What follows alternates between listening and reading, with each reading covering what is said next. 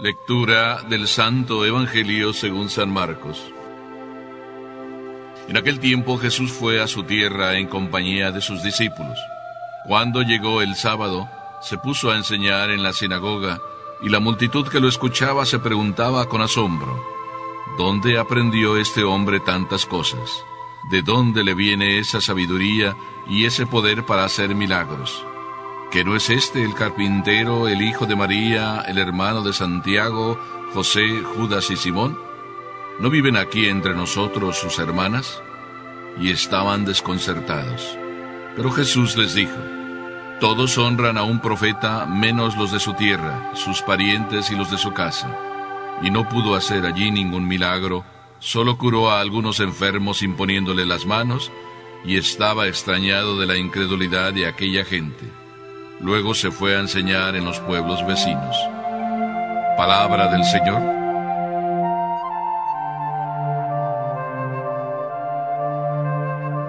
No sé si empezar por el final del Evangelio o por el inicio, pero de todas maneras, por el lado que empecemos, siempre descubrimos maravillas. Pero voy a empezar por el inicio.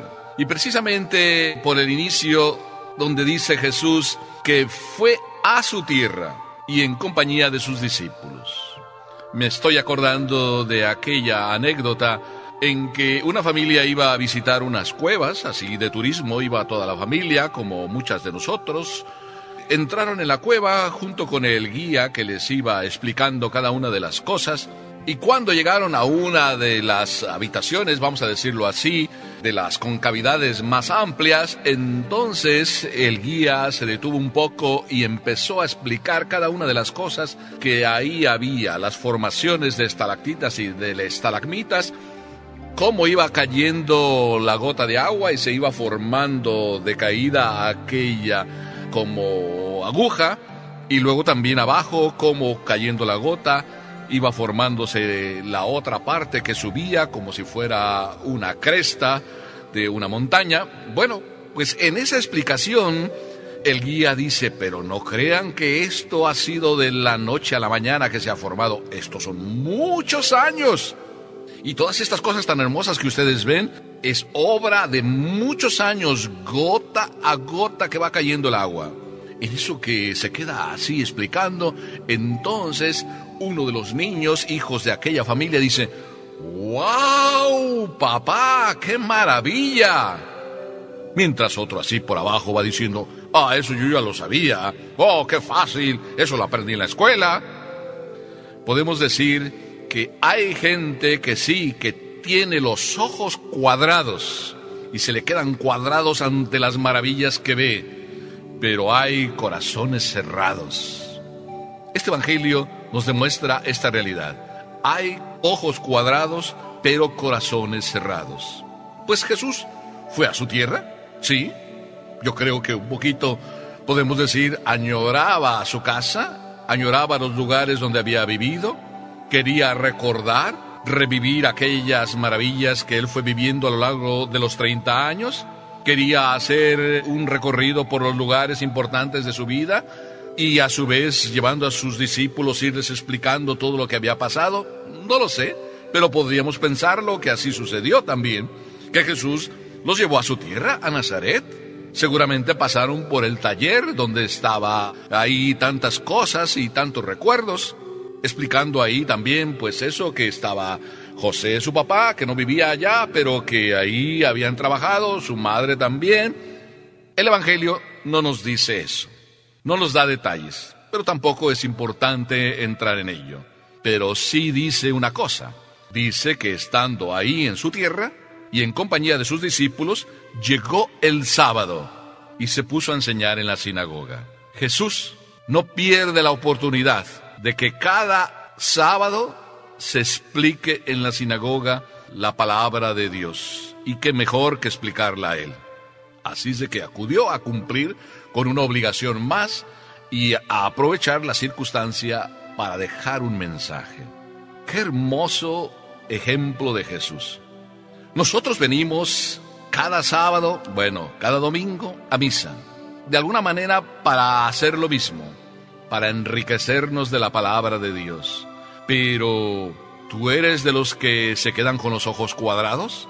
¿O eres más bien de los que tiene el corazón cerrado, tapado, que no escucha, o si escucha, no hace caso, no le toma importancia, no es para él, no es para ti, no es para mí? ¿Así dices, así comentas?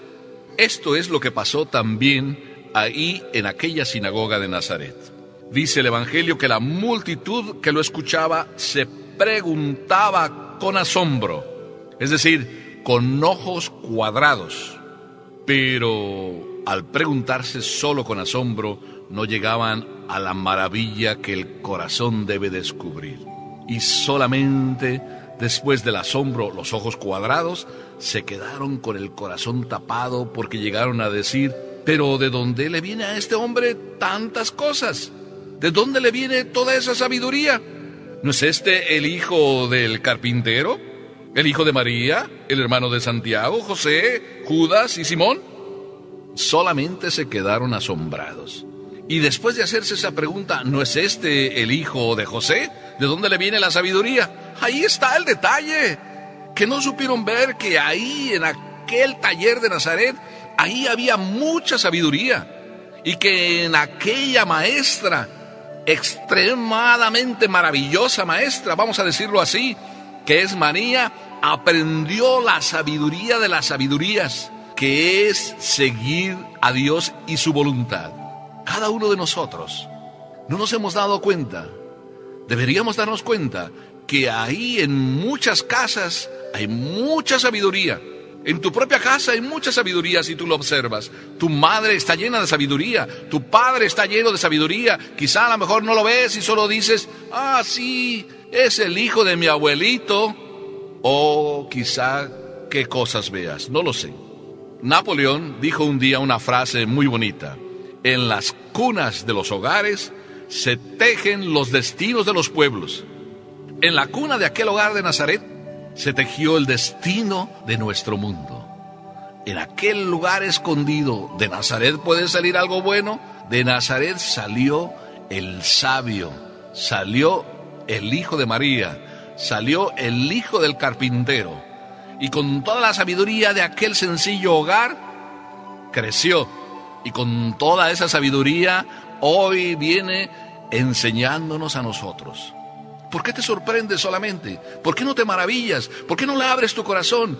¿Por qué no puedes descubrir que en el hijo de José y el hijo de María hay algo más que el hijo de José y que el hijo de María? ¿Cuántas veces también nosotros nos atoramos? Vamos a decirlo así, nos atoramos. Y vemos que, es el padre, sí, el padre fulano de tal. Y no sabemos descubrir que detrás del padre hay alguien que nos habla. La historia es así.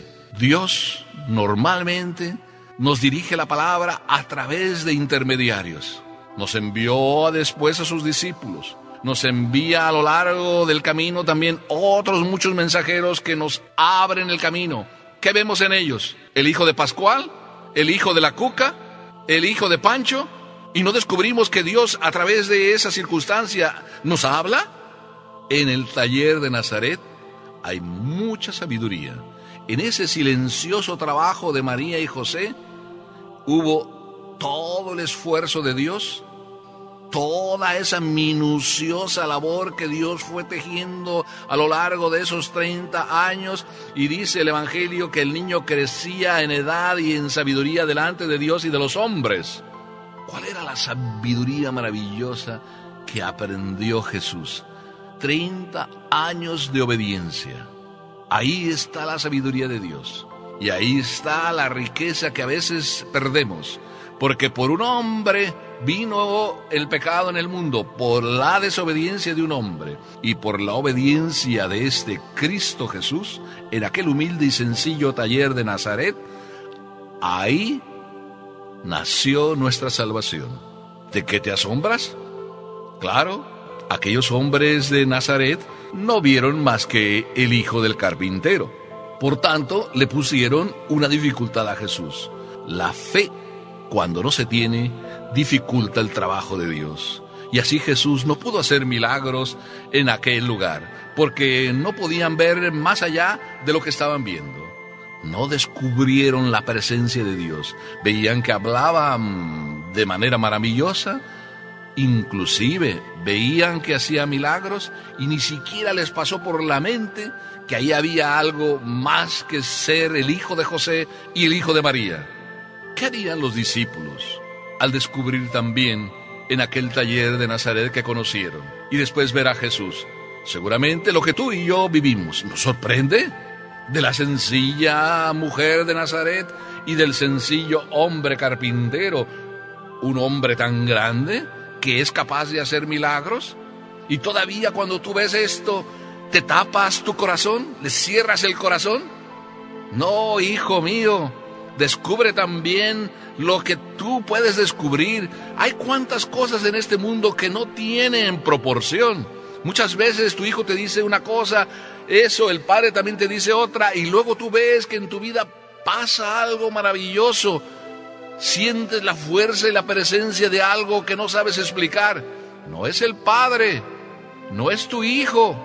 Es Dios que está actuando a través de tu padre y tu hijo, a través de tu hijo que te recuerda, oye papi, no te portes así con nosotros. A través del sacerdote que te dice, oye hijo, si sigues por ese camino, pues no vas a llegar muy lejos. Y todas esas cosas vas oyendo y de repente se produce en ti un cambio maravilloso. No lo hizo ni tu hijo, ni lo hizo el sacerdote, lo hizo papá Dios, que logra el milagro en tu vida. Pero si tú no te tapas el corazón.